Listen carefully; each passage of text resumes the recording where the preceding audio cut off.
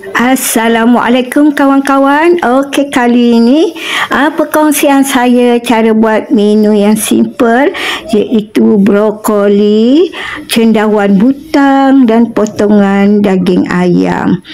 Okey kawan-kawan, jom kita ke dapur dan kita lihat bahan-bahannya. Mula-mula kita sediakan cendawan butang, brokoli, okey, sedikit gula pasir dan minyak masak.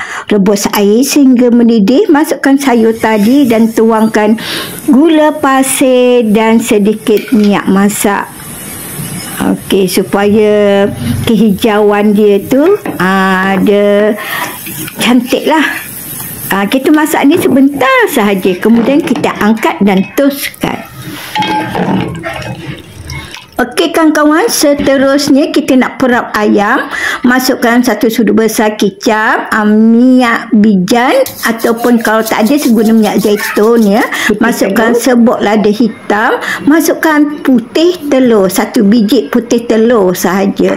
Masukkan tepung jagung dan kita gaul rata. Kita perap selama 10 minit.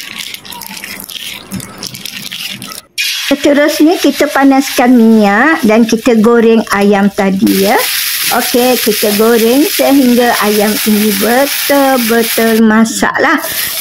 Okey, kat kuali lain kita tumis bawang Holland. Okey, kemudian kita masukkan ayam tadi, masukkan sayur yang telah kita masak tadi. Masukkan sedikit sahaja kicap manis. Sedikit sahaja. Okey, kita gaul-gaul. Kemudian nak menarik, kita tambah cili berwarna merah.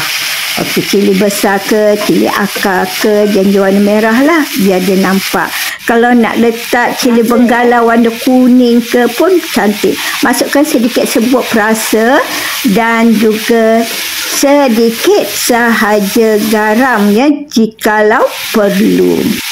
Okey, kita kacau-kacau rata biar dia sebati ya. Okey, masak ni jangan terlampau lama sangat. Biar sayur tu bila kita gigit ada rasa kerangupan sedikit ya. Macam itulah baru sedap.